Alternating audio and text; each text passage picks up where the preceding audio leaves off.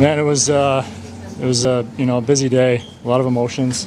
Trying to keep them in check for the most part, because obviously there was a game to play. But I was able to take a moment there in warm-ups and during the anthem and just kind of look around and appreciate the long journey that it's been, and think of all the people who helped me get here. And after that, just tried to immerse myself in the game, and thankfully the team played great in front of me tonight. So super happy to get the win. What was your phone like in terms of the wishers and messages? Yeah, and lots, and it meant a ton. People from, thank you, man, appreciate it. People from way back, people from down with the Marlies, from back home, all kinds of people wishing me well. So that meant a lot to me. Matt, were there moments throughout the last year and a half where you wondered if you'd be here? Yeah, for sure. I mean, like I've said, a bunch of times, there's definitely times where, it feels really difficult. But, whenever I felt like that, I had a great group of people around me. And, again, that's the only reason why I'm here. And, getting back to the NHL was obviously in the front of my mind the whole time. It was what I was working towards. And it was a long road, but just super thankful for the opportunity to get back here and to get a win tonight. You mentioned advice. What was some of that advice that you got along the way?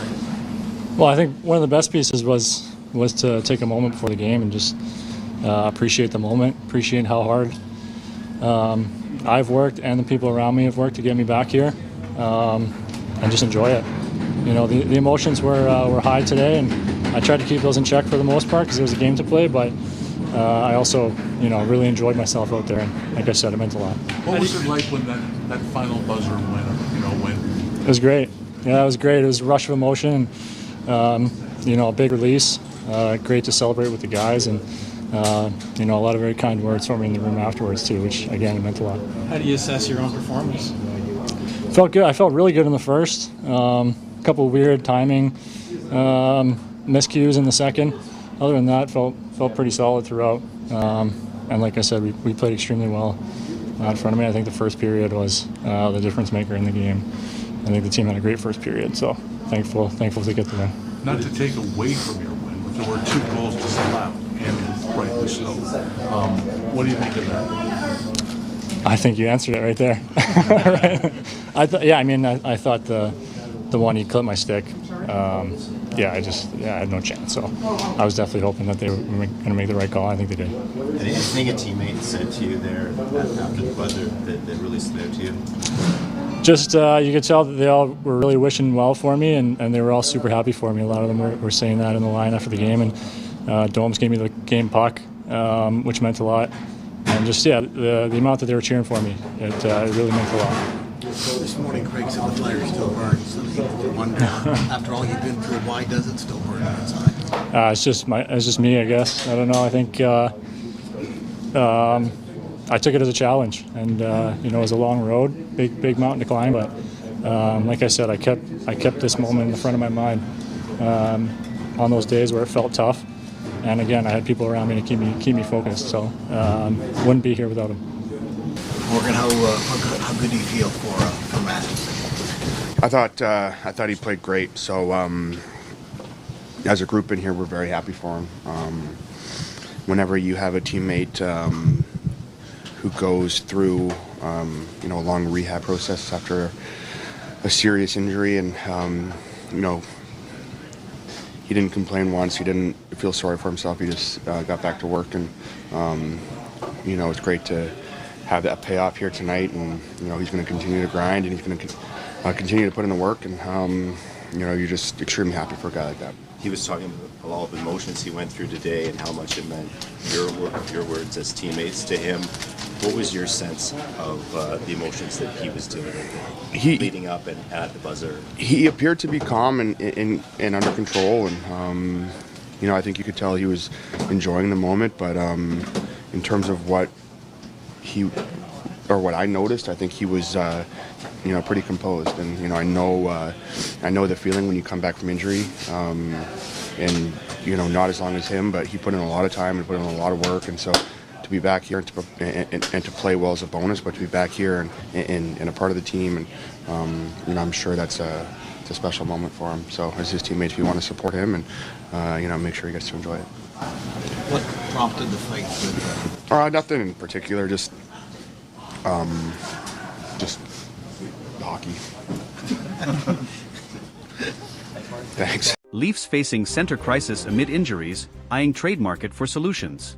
As the Toronto Maple Leafs battle through a growing injury list and a suspension, their lack of depth at the center position has become a glaring issue. According to Sportsnet's Elliotte Friedman in his latest 32 Thoughts article, the Leafs are among the teams exploring trade options to bolster their lineup. This effort is coming amid increasing competition from teams like the Chicago Blackhawks and Nashville Predators, who have also set their sights on improving their center depth. Friedman didn't mince words about the Leafs' predicament. The teams currently focusing on centers, including Chicago and Nashville, must consider when others will enter the market. Toronto will undoubtedly be one of those teams, he wrote. While the Blackhawks and Predators may have an edge in terms of cap space and assets, the Leafs remain a team to watch as the season progresses. The Leafs' situation is urgent, with up to 7 forwards currently unavailable due to injury or suspension. Ryan Reeves is serving a 5-game suspension, while key players like Auston Matthews, upper body, Matthew Knies, upper body, Kaje Jarnkrok, groin/sports hernia, David Kampf, lower body, Max Domi, lower body, and Max Pacioretty, lower body, are all sidelined. The team has even considered temporarily shifting Mitch Marner to the center position, highlighting the severity of their depth issues. This isn't just a short-term concern for the Leafs. Depth at center has been a persistent challenge for the team, and while stopgap solutions like Marner could help in the interim, the front office appears keen to explore longer-term fixes. For fans of the blue and white, this has been a recurring theme. The Leafs' center depth often becomes a problem at the worst possible times. James Myrtle of The Athletic recently added more fuel to the speculation, naming several potential trade targets who could help the Leafs address their issues. Among them is Ryan O'Reilly, a familiar name for Toronto fans. O'Reilly, who signed a 4-year, $18 million deal with Nashville in 2023, might be a trade candidate if the Predators' underwhelming start to the season, 6-11-3, 31st in the league, prompts a rebuild. However, his steep price tag and history with the Leafs, including rejecting a free agency offer less than 2 years ago, make this a complex and potentially unlikely move. Other names mentioned by Myrtle include former Leaf Nazem Kadri, currently with Calgary, as well as players like Michael Granlund, Nick Jugstad, Brock Nelson, Yanni Gourde, Trent Frederick, Radek Faksa, and Sean Kuraly. While some of these options seem more plausible than others, it's clear that general manager Brad Treliving will need to get creative to find the right piece without mortgaging the team's future. Cap space remains one of the biggest obstacles for the Leafs.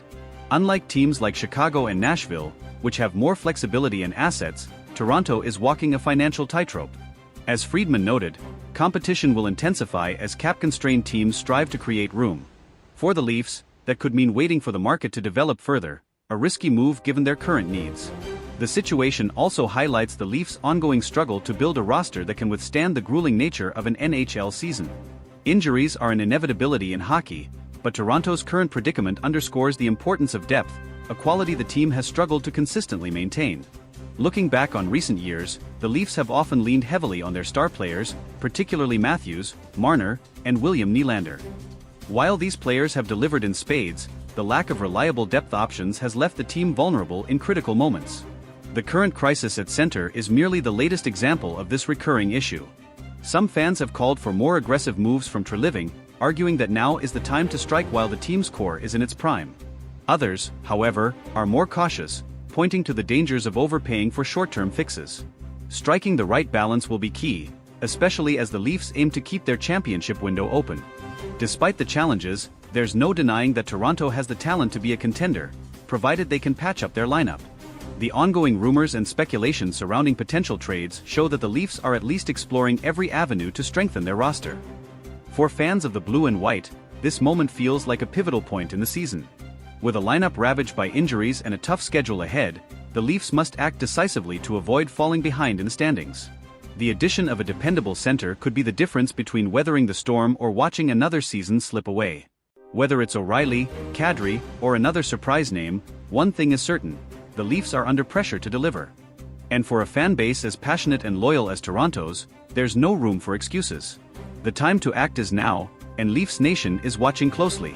As the trade deadline approaches, the stakes couldn't be higher. Will Treliving pull off a move that solidifies the Leafs' status as a contender, or will the search for center depth become yet another chapter in the team's long history of what-ifs? Only time will tell, but one thing's for sure: it's never boring in Leafs land. As the Maple Leafs navigate this critical juncture, their fan base remains as vocal as ever. Toronto is a city that breathes hockey, and the pressure on Brad Treliving to make the right moves is immense. Every decision he makes or doesn't make will be scrutinized, from talk radio to social media, where Leafs Nation is already debating the merits of the various names being floated as potential trade targets. Among the louder debates is whether the team should prioritize a high-profile acquisition like Ryan O'Reilly or Nazem Kadri, or focus on a lower-cost, reliable center who can fill a supporting role without costing too many future assets. While O'Reilly's leadership and playoff experience make him an attractive option, his contract and recent history with the Leafs add layers of complexity to any potential reunion. Similarly, Kadri's gritty, two-way playstyle remains a fan favorite, but his cap hit and availability might render him an unrealistic target. Another factor complicating the Leafs situation is their tight salary cap. While Chicago and Nashville can make moves with relative ease due to their financial flexibility, Toronto must navigate a labyrinth of constraints to make any trade work. This likely means including salary retention or moving existing contracts to make room, which could drive up the cost of any potential deal. The question then becomes, how much are the Leafs willing to sacrifice to address their immediate needs? One potential trade partner generating buzz is the Seattle Kraken. Yanni Gourde, a dependable two-way center, has been mentioned as a possible target. Gourde's versatility and championship pedigree from his time with Tampa Bay make him an appealing option. Seattle, however, is in playoff contention and may not be inclined to part with a key piece unless the Leafs can provide a substantial return. Another intriguing name is Brock Nelson of the New York Islanders. Nelson is a consistent scorer and reliable faceoff-man, qualities that would undoubtedly bolster Toronto's center depth. However, the Islanders are notoriously cautious when it comes to trades, and prying Nelson away would likely require a significant package, including picks or prospects that the Leafs may be hesitant to part with. For all the trade talk, some analysts believe the solution might come from within. Sheldon Keefe has shown a willingness to experiment with his lineup, and players like Pontus Holmberg or Fraser Minton could be given an opportunity to step up. While relying on less experienced players carries risks, it might be the Leafs' only option if the trade market proves too costly or slow to develop. Adding to the Leafs' urgency is the timing. The Atlantic Division remains one of the toughest in the league, with teams like Boston, Florida, and Tampa Bay continuing to dominate. Any prolonged slump could see Toronto slip further down the standings, putting their playoff hopes in jeopardy. For a team with Stanley Cup aspirations, failing to address their weaknesses could have catastrophic consequences. Brad Treliving's history as a general manager suggests he's not afraid to make bold moves. His time with the Calgary Flames was marked by blockbuster trades, including the acquisition of Jonathan Huberdeau and Mackenzie Weegar in the Matthew Tkachuk deal. Leafs fans hope he brings that same decisiveness to Toronto, especially as the trade deadline looms. Beyond the immediate need for a center, this situation underscores a broader issue with the Leafs roster construction. Depth has been a perennial concern, and while Toronto boasts some of the league's top-end talent, their reliance on a handful of stars has left them vulnerable in moments like this. Moving forward, addressing this imbalance must be a priority for the front office if the team is to achieve sustained success. As the Leafs head into a critical stretch of the season, the next few weeks could define their trajectory.